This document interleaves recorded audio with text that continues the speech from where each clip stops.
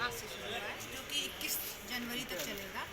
इसमें हम 10 को जा करके हम भवन और घरों में जा करके कुछ जो 10 कॉलम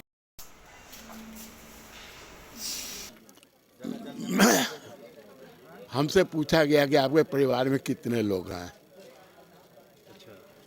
कितने लोग हैं, और उन्होंने हमारे सामने 10 कॉलम उनका है, 10 कॉलम में उन्होंने अपना भरा है और उसके तो अब और हमसे सिग्नेचर कराया गया। अपना कॉलम भर करके उन्होंने सिग्नेचर कराया है। शंभुनाथ प्रसाद। जातीय जनगणना को लेकर देखिए, जो जातीय आधारित जनगणना हम लोग गणना करनी है और आर्थिक सर्वेक्षण करना है, उसका पहला चरण जो है आज से शुरू हुआ है जो कि 21 जनवरी तक चलेगा।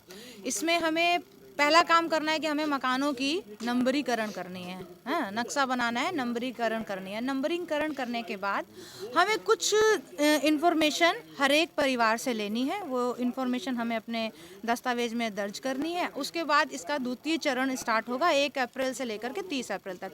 तो उसमें हम विस्तार रूप से हर एक परिवार के हर एक सदस्य की विस्तार रूप से जानकारी इकट्ठा करेंगे। तो ये तो अपार्टमेंट है, तो इसमें तो कई सदस्य हैं। हाँ जी। उनको किस तरह से आप जी, जैसे कि ये एक अपार्टमेंट है तो हम इसे एक भवन मानेंगे और इस भवन के अंदर जितने भी फ्लैट हैं या जितने भी परिवार रह रहे हैं उन्हें हम मकान मानते हैं और हर एक परिवार का हमें गणना मकान के रूप में यहाँ पर करनी है, जो कि मैं करने के बाद यहाँ पर पूरा दर्शाऊंगी कि मैंने इस भवन में, इस अपार्टमेंट में कितने घरों की या कितने मकान की मैंने गणना यहाँ पर की है। उनके जात भी पूछना पड़ेगा? नहीं, जात हमें इस चरण में नहीं पूछना है, वो दूसरे चरण में हम बात करेंगे। हो जाएगी तो नहीं, ऐसा नहीं, उन हस्ताक्षर हम इस फॉर्म में ले रहे हैं जी।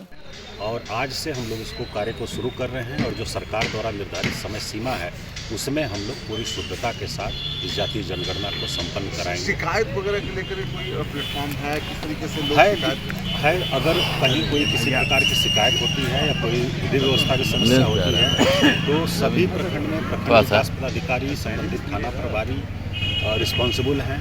अनुमंडल स्तर पर अनुमंडल पदाधिकारी, अनुमंडल पुलिस पदाधिकारी हैं जो इसको देखेंगे। नगर क्षेत्र में हमारे जो संबंधित अनुमंडल पदाधिकारी हैं और नगर कार्यपालक पदाधिकारी हैं, ये लोग देखेंगे, उसका समाधान करेंगे और इसको हम लोग बहुत ही अच्छे से और लोगों को कन्विंस करके इसको कराएंगे। मार्किंग का सर क्या होगा? मकान पर मार्किंग का? मकान की मार्किंग की जा रही है, फर्स्ट फेज में वही की जा रही है और एक जो हमारा गणना ब्लॉक है उसमें औसतन हम लोगों के 150 मकान लगभग सर सामने देखते। शहरी क्षेत्र में कुछ अधिक हो सकते हैं और औसत हम लोग देखें तो 150 लगभग मकान है, 700 की आबादी लगभग है। तो उसके लिए 14 दिन का समय है नंबरिंग करने का और जो प्रपत्र है उसको भरने का, तो पर्याप्त समय है, इसको हम लोग भरेंगे। जैसे शहरी क्षेत्र में अपार्टमेंट हम लोग देखते हैं, रहते हैं, तो अपार्टमेंट अगर है तो उसको एक भवन माना जा रहा है, लेकिन उसमें जितने फ्लैट्स बने हुए हैं तो उसको एक मकान माना जा रहा है। इस प्रकार से उसकी नंबरिंग की जाएगी और इस प्रकार से प्रत्येक फ्लैट में जो परिवार रह रहा है उसका भी विवरण प्राप्त किया जाएगा। मंदिर मस्जिद वगैरह आदि जो जमीन खाली हो, इसकी भी मार्किंग वगैरह क्या है? नहीं, इस प्रकार का नहीं। जो आवासीय भवन हम लोगों के हैं मुख्य रूप से उसकी गणना है और कुछ लोग हैं जिनके घर नहीं हैं, घुमंतु हैं और यहाँ वहाँ रहते हैं लोग अपना आजीविका के उसमें, तो उन लोगों के लिए भी व्यवस्था की गई है। जो सेकंड फेज होगा उसमें उन लोगों की गणना का भी प्रावधान किया गया है, उनको भी हम लोग करेंगे। जो लोग यहाँ से बाहर रह रहे हैं, परिवार के सदस्य रोजगार के लिए या स्वरोजगार के लिए किसी भी कारण से, उन लोगों का भी गणना करने का प्रोविजन इसमें किया गया है। सेकंड फेज में हम लोग उसको भी करेंगे।